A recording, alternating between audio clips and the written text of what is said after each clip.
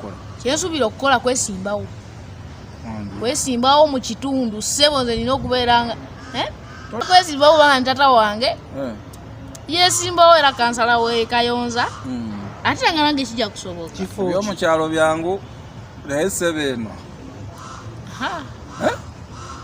kijja kusoboka nga Katonda asazeewo. Nese oli mu kunyiganyiga mapeesa byonyiga obitegeera. Oyagala kwesimbawo mu kyalo eno Kampala. Mu Kampala simanyi oyagala kujjako meeya Lukwago ate totukanga atawo otandise nsusizeyo twalikomye katogenda kujja kwesimbawo tetugenda ogenda kwesimbawo wantomeza navuga nenvuga naye ulanga ntomedde watomera ki nedda ssebo kale tusoko tutangazeemu ogenda kwesimba luddawa ewaka era ewaffe gye nja okwesimbawo kubwaki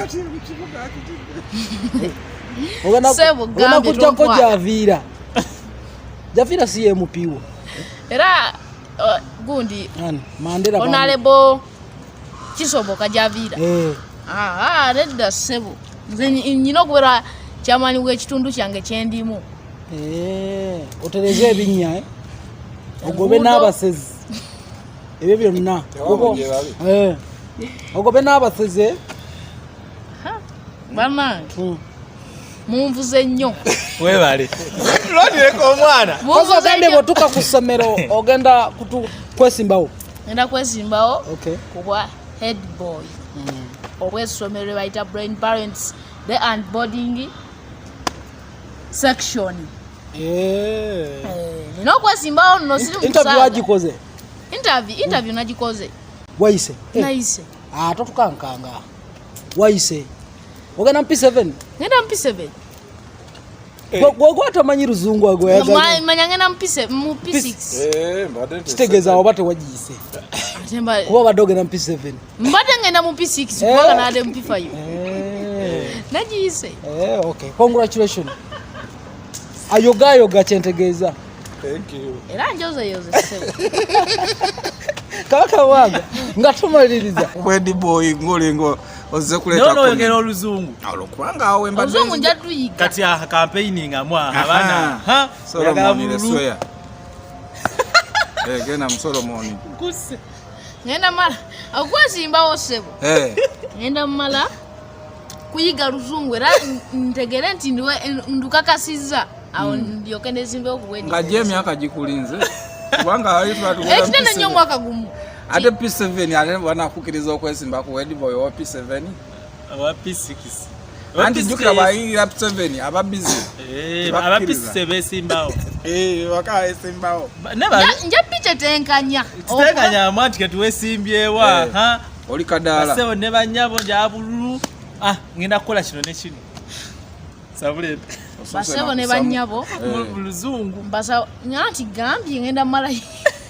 kyekikukwasiza laptop oyiga oluzungu amaloni ayagala guli ngenda mala yiga luzungu kyoga tumanyi luzungu terumala oluzungu lwenira terumala olwoyina tetusobola ssaba kalulu ate abakuwadde omufaliso be baliwa abampadde omufaliso beba Rose form bampadde omufaliso waliwo abampadde engatto kati ino ne computer nina naye nga nezoyambadde tezirabika kubaza mu kyalo era siza mu kyalo bangulidde engulire t-shirt ayambala lebozi neyambala kati mitwa buli bayire buli t-shirt ya kabaka mwanga mitwala 2 kitundu nga free delivery kabaka mwange yanyirira tujire kabaka mwange yanyirira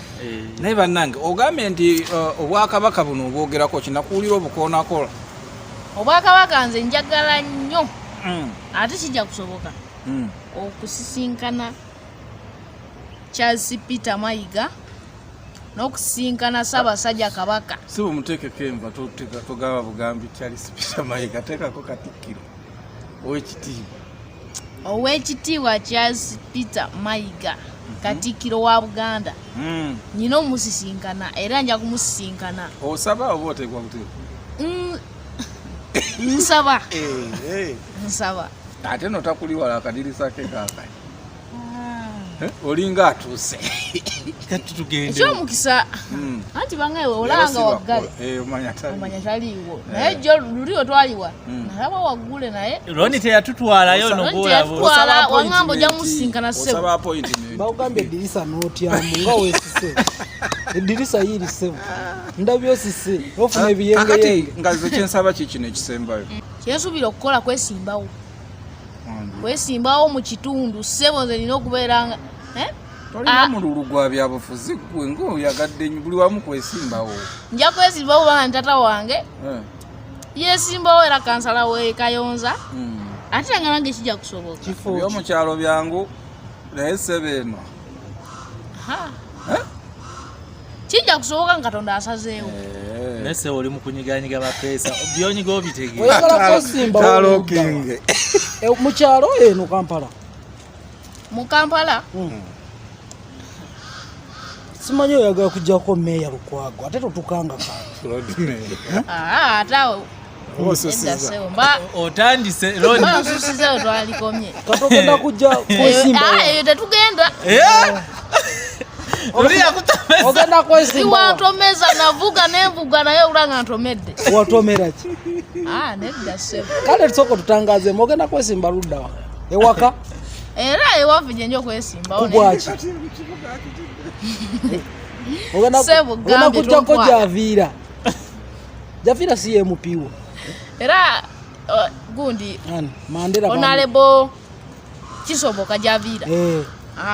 nedda ssebo nze nyina okubeera kyamaanyi w'ekitundu kyange kyendimu otereze ebinnya ogobe n'abasezi ebyo byonna ogobe n'abasezi bannange munvuze nnyo webale lonireko omwana ogambye bwotuka ku ssomero ogenda kwesimbawo ngenda kwesimbawo kubwa head boy obw'essomero bayita brain parents the and boarding section nina okwesimbawo nno siri interview agikoze interview nagikoze wayise nayise totukankanga wayise ogenda P7 ngenda P7 gwe atamanyi luzungu manya ngenda mu P6 kitegeeza oba tewagiyise kuba badde ogenda mu P7 mbadde ngenda mu P6 kubanga naade mu P5 nagiyise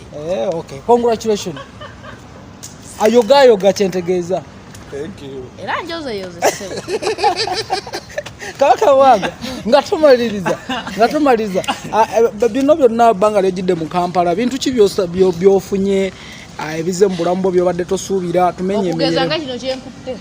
kiraba laptop yiino mpya nno abasinga bakozesa nkadde mu kyalo ssebo ofuna omufaliso obadde osulawa omukyalo nkugamba ekyo kyamaki